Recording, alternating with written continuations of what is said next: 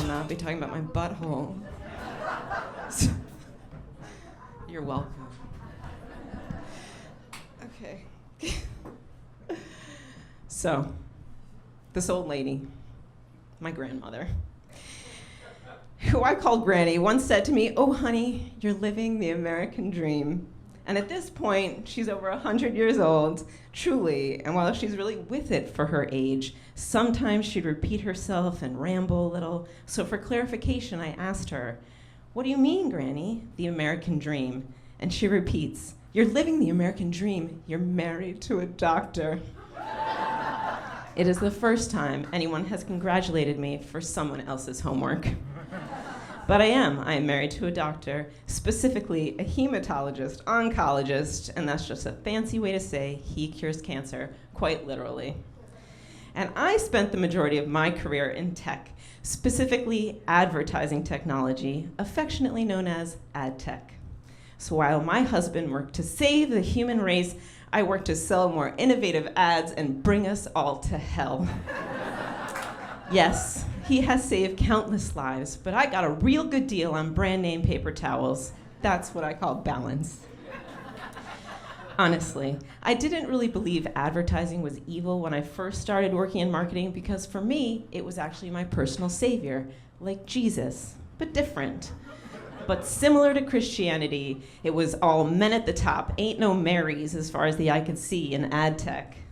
I always refer to the floor I worked on as the sea of dudes, but not like a men's water polo team good way, or like that movie Magic Mike, or a beach volleyball scene in Top Gun, or any scene in Heated Rivalry. No. It's more like the scene at the White House these days, with a row of bald men like Musk, who is definitely bald. Bezos, Zuckerberg, Gates, yeah, those guys. I mean, it's possible they fondle each other, but no one's gonna put that shit on TV. So, the engineers and I had an understanding that I wouldn't make them talk to the sales team as long as they would hit their engineering timelines.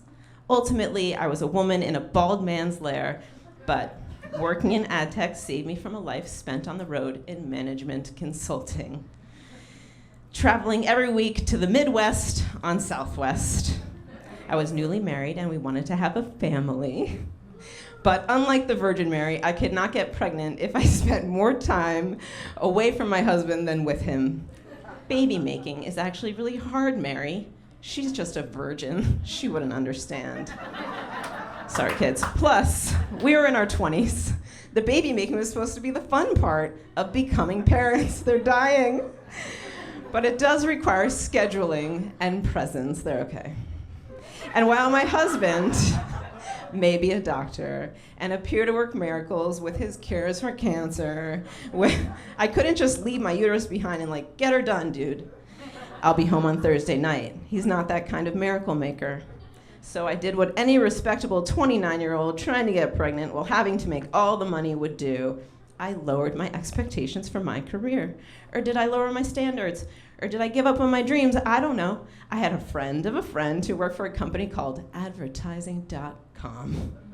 A company so honest in its name that it sounds fake.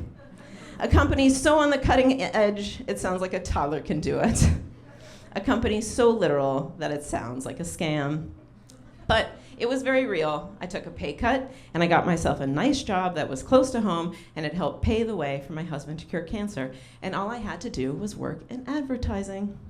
And I was really proud of myself, but it never really felt good or felt like home.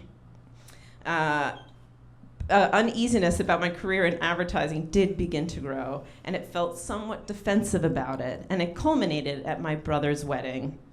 My parents' good friend thought she was making idle chit-chat, and she's like, "Tawney, it's so good to see you. What are you doing these days? I thought you'd be president of the United States by now." I'm like, "Ha ha, keep the expectations low, huh, Liza?" And I continue to tell her, I'm actually working in tech at a company called advertising.com. And before I can even get .com out of my mouth, she interrupts and declares, "I always felt like if you worked in advertising, you sold your soul."